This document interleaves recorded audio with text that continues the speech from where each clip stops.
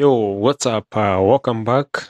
Today I'll be looking at this story. It happened in Miami recently, and it has been causing a lot of stir in the US media. And you must forgive me, I have a little bit of throat blockage and nose blockage thing going on here. And I think the weather is not helping because it's now 9 degrees Celsius. But anyway, there was this influencer who was arrested in Miami, and she's trans. She happens to be trans, and it has caused a lot of discussion and a lot of. I listened to a lot of podcasts from US, and I have had a lot of arguments regarding this topic about because when this person was arrested, they were allegedly put in a male prison, and the person identifies as a female. So it caused a lot of on both sides, people who are fighting for transgender rights, and then on the other side, the conservatives. And even before I go on, let me give a little disclaimer or explanation, because some people ask me, "You are African, you are not in the US. Why do you talk about these things?" Because I have made several videos. You can check on my playlist. You can see I have made other videos talking about the same topic. And some people ask, why are you bothered? You are African, you are not in the US. And anyway, I'm not even planning to go to the US anytime soon. But the reason why I talk about this is because, what happens in the West is what comes to Africa later. Because as you know, we are behind in terms of development, in terms of progress, in terms of... So whatever... cooks up there is what we later be doing in Africa. And in fact, it is imminent. It's happening. If you look at the Gen Z, the younger guys, even going on online, you can see they are talking about these things. So it means it has already started. And so it is, I find it, good to talk about it, because anyway, that's how you these things. This is how you, when you talk about some of these things, this is how you can be able to, these problematic issues that keep coming up. This is one way of digesting them. So another reason why I talk about this, despite the natural influence of Western culture coming into Africa and changing things, and people having having some some negative reaction or something like that. The other reason is because despite that, now it also affects politics, because as we deal with the West, for example, our leaders dealing with the leaders from the West, from Europe, and all this, this issue seems to be coming up. In fact, recently it has been coming up whenever maybe an African leader, a president or a minister or something, whenever they are engaging with the Western leaders, this issue of LGBT, it keeps being raised. Maybe they want to have a project they are doing with the Western country. It keeps being raised, even if it's not it has nothing to do with that project. For example, let's say they want to build a motorway, a highway, an expressway, or build a dam in a village somewhere. This issue keeps being raised, and they say, for us to come and build that dam, or for us to build that road, or for us to build that power plant, we are concerned with your country not being so open to these LGBT rights. So is there a way maybe you can change that so that we can work with you? So it affects geopolitics, because for us to develop, we need the West, we need everyone in the world. So and this is why I talk about it, because sometimes it's a stumbling block in how we relate with the West. So Now, putting that aside, let me talk about this. That was just for me to introduce why I'm talking about this, because so that someone cannot come out later, just go in the comment, those keyboard minions who just go in keen even without listening to why you're talking about this. So moving on, talking about this issue. Uh, so apparently, this person was caught, was arrested because they were causing a disturbance at a hotel where they were got intoxicated, and this is allegedly. This is not something I can verify. As I have said, I've just taken this off of U.S. media, so I'm going with the story. Whether it's true or not, there is something to be talked about there. So the person got intoxicated, and at some point they got naked in a public part of the hotel. And then later there was an altercation when the police came to arrest the person in their room. And now she landed in jail. And now when she went to jail, uh, uh, allegedly they put her in the male section of the jail. So that caused a problem because the person identifies as female. So she ought to have been put in a female section of the jail. So now, looking at this as a person who is, an outsider from all this, first of all, there are so many problems going on with that whole story. First of all, if you go to a hotel and you decide to strip naked outside, and the hotel maybe it's not a nudist resort. First of all, even by doing that, you have caused some trouble. So that is the first thing, you are causing trouble. So that is on you. So that is, it has nothing to do with the LGBT. It has nothing to do with the being transgender. It has nothing to do with anything else. That is you breaking the law. It's just like any other person can go breaking a car or murder someone. That's on them. Has nothing to do with the rights or something. That's your own fault. And then the next thing, this thing about being housed. Okay, also they attacking the police and all that's nonsense. That's on her. So the other thing is about being housed in a male section of the jail. So this is where the problem comes in, because now the judge, I'll play this clip a little bit. In fact, let's just listen in before I continue talking. Can we just confirm how Page the defendant 6. would like to be addressed? Page 4. It's a little confusing. What is it? What'd you say? Sorry, the volume was down. Hello? Ma'am, you were arrested for battery on a corrections officer, disorderly conduct, battery on a law enforcement officer, disorderly conduct, and then a battery in violation of a county or city ordinance. I will appoint the public defender's office for you. It looks like the defendant. Nikita, please do not make any statements or comments while we're here in court. You want me to about call what you happened in miss? your case, okay? Or what would you prefer Thank me you. to address you as? Your title? She, Can't hear, I'm So sorry. it looks like she's here on. she and her. Oh, okay, that's fine, thank you. It looks like she's here on vacation. Oh, from New York. Right, and there was an incident at the hotel. So let me read what happened. The Good Times Hotel. Okay. The battery is throwing water or spilling water at the officer and the security guard. No objection to reducing the bond. You're going to order that you stay away from the Good Times Hotel. Do you have to go there to get your personal belongings? I do. All right. So you're not allowed to go back there, but you can return there to get your personal belongings. Otherwise, you got to stay away from there. And if you go there to get your personal belongings, I don't know, you want to stay away with her? She doesn't live here. I mean, I think that she caused trouble at the hotel. I don't think they want her back there. And I don't think it's too restrictive. All right, so just go there to get your personal belongings. You should go with a police officer, okay? Thank you so much. I would like to thank the staff. They've been very lovely. All right, let me just write this out.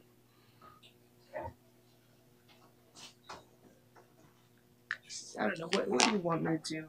You just reduce the bond. Do you have money to post the bond? How much is it? I don't know. I was thinking 1,000 count 1, and then 500 2 and 3. That's fine. I might have to check. $1,000 count an 1, ROR? 500 count 2, 500 count 3. Judge, would you consider an ROR? I can't do that for this charge. I'm sorry. And the defendant's not from here, so I can't. I got to set a bond. It's a $2,000 bond. If there's any reason you can't afford to pay a bond, use the free phone at the jail to call the public defender's office, and they can readdress this with your division judge. All right? And Your Honor, may I ask one question? Sure. Do I have to stay here in the men's unit still? Yeah, I don't make the rules up there, but they should Okay. make a proper accommodation for you. You should be in a separate area. You can contact the bondsman to try and get you out. Miss Corey, do you want to note your file that makes to follow up to make sure she's able to get hold of a bondsman to bond out? Yes, Judge. Miss Dragon, can I please have your phone number or contact number that once you're out, we can get in touch with you? Yes, ma'am. It's the same one I've had my entire life. Thank you. So when you get out, please keep in touch with the public defender's office, and I'll make a note for the attorney to reach out to you soon and see if we can get in touch with the bondsman, okay? Fiona, can you repeat the bond? Sure. It's $1,000 count 1 for the battery on the law enforcement officer. Count Okay, 2. so there we have it. So, listening in on that clip, first of all, I can say, first of all, this thing of asking a person their pronouns or how you can address them. Okay, I find it to be, it's a polite thing, but at the same time, it raises another issue because, pronouns are not like names. It's not like what's your name or what's your title. Are you doctor? Are you sir or mister? Pronouns are a different thing. They are part of grammar. It's not something that, okay, according to me now, it's not something that you can choose. It's what the language dictates. It's not for you to change the language for you to be addressed in a special way. So it's a, for example, you saw if for me, for a person who like English is like a fourth language. So when I'm learning English, I'm learning it in a way that English is spoken. If I start learning, for example, I'm learning Chinese, I'll speak Chinese as it is spoken. So it has there'll be nothing special about any one person. You learn the languages. It's one.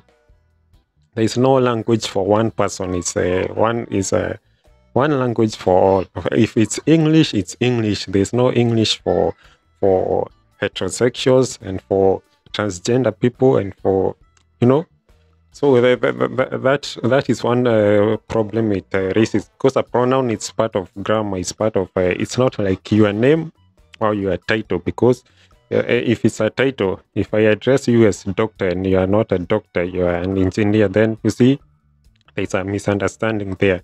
Or if I call you Bob and your name is Brian, now that is not okay. There's a misunderstanding. But if I call you he and you are born a man, then I don't think there's any problem with that. Unless if I'm doing it to offend you, you can also, there are normal words in a language that you can use to offend someone. If you are doing it intentionally to offend someone, then I think there's also a problem with that. But this thing of going every time, what are your pronouns? Okay, what are your pronouns? What are your pronouns? If it's a teacher teaching a class, they have to go one by one asking the students. Apparently, this is I learned this is what is happening in the US, that the teacher has to go one by one of the kids and establishing their pronouns, their preferred pronouns.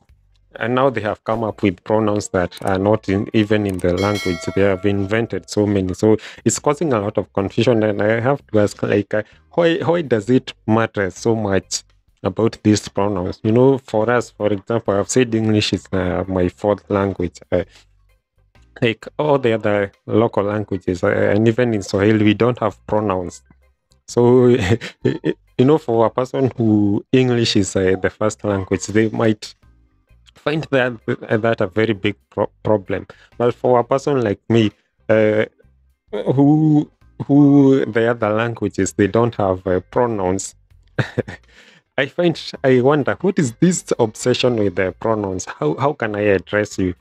So, like, is that such a big problem that now you can be he from 10 years to 15 years, and then from 15 years now you are struggling, you are fighting for it, you are going on social media to be addressed as otherwise, as a she. So that it makes it makes my head spin around that. And okay, now moving on to the about being housed in a male section of the jail. And I say I talk about these things because we have to talk about them, because as I said, they are coming to Africa, so we have to watch what is happening there, how they are handling these things, and the results they are coming out with. So I would wonder, if a person was born male, then I would think the solution they can come up with, if the person is claiming otherwise, that they are not male, then I think there should be a third section, male, female, and then for another person who is there's an ambiguity about it, or there's or for them to identify their gender, it is a discussion, it's a problem. It's not it is politics to establish their gender. So to make things easier, they can establish a third wing in the jail to put those kind of people who have who have some special cases. Because now when you put them in a male prison and they identify as female, and I don't know this thing about identifying as female, because I don't know how you do that. For example, I'm a man. I don't know how I like. I'm a man. It's default. It's nothing that that I myself am influencing. There's nothing I can do about it. It's like the sun rising in the morning. These things I'm saying, they are facts. They are not things that. So, and this I'm giving this as my own views, and maybe because of the language, I might not be able to express myself so well. But I hope in between you can get what I'm trying to say, and maybe also you can watch my other videos to see what I've said about this subject. Because identifying, so it is you yourself identifying as female, but the people in the jail saw you as a male, and that's why they drew in a male section of the jail. So this thing of identifying as another gender is because where do we stop? Can I identify as anything else? Can I identify as a non-human being? Can I identify, for example, I'm a black African person. Can I start identifying as a Chinese person? Oh, where does this identity thing? I'm having a hard time. If tomorrow I start saying I'm a white Caucasian man, I wonder how will people treat me, or how will society react to that? So it is something to think about, because I have never gotten a very good answer to this. Because when you listen to some, I have said earlier, and listen to most of these podcasts from the US, and even those run by transgender people, transgender activists, and I listen to them, and I'm not quite able to get a good answer, because it seems most of these things run on emotions. People are so emotional, they're just, but they cannot give, like, for example, for me, I'm just a layman, I'm from Africa, I cannot get a direct answer. Can you give me an answer to this? How this identity thing, where does it stop? As I have given a good example, for example, I'm a black African. Can I start identifying as a Mexican? Can I, for example, I'm 5 foot tall. Can I start identifying as 7 foot? So it gives me trouble understanding some of these things. And as I have said, I follow these things. I'm not dumb. I'm not closing my ears and pretending this is not happening in the world. And this is why I'm even talking about it. And maybe someone can give me a feedback or even the comments. Me, I don't ignore comments. I read them because I need to know. And I'm not here to offend. My intention is not to offend. It's to learn. Maybe you can give me a very good convincing answer, or even if it's not convincing, it will give me another perspective of seeing things. So I look at these things because when they come to Africa now, some of them, they come when they are not very well digested, very well cooked over there in the West. And now people here, as I've said, the Gen Z, they are already talking about these things. And you can look even at some of their social media, what they are doing, and you see the way they are talking about these things, and you wonder, do these guys really know what they are talking about? Because now people have started identifying as this and this. You can see some guys wearing dresses, and you wonder, is this just a fad, or do they know are they just doing this for fun, or are they just, is it something cool that you're picking up? Because it's not, for me, it's not like something like cool. It's not like this jacket that you can just wear and maybe tomorrow wear something else. For example, when you start to detransition, when you start transitioning from one gender to the other, that's a lifetime thing you're doing. That's a permanent thing that you are doing to yourself. So it will influence how you live in the society. It's like getting a face tattoo. When you decide to get a face tattoo, it has repercussions, and generally, it's not a bad thing to get a face tattoo. It's not like face tattoos are evil. No, it's good. It's some of them are actually very good, but at the same time, it has consequences. You cannot just do that and expect now everyone will be cool with it. You expect to get a normal job like everyone else. You expect people to see you as everyone. No. So, because this is a change you have made to yourself. It's not the way you are born. This is a change you yourself have done. So you must also expect some consequences to that, both positive and negative.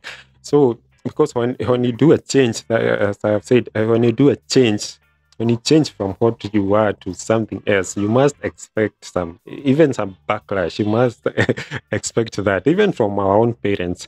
We even do some very simple things. For example, I remember I left one job to go to the other, and my parents were furious about that because I have made a change, which to them it's not, So I have to explain to them.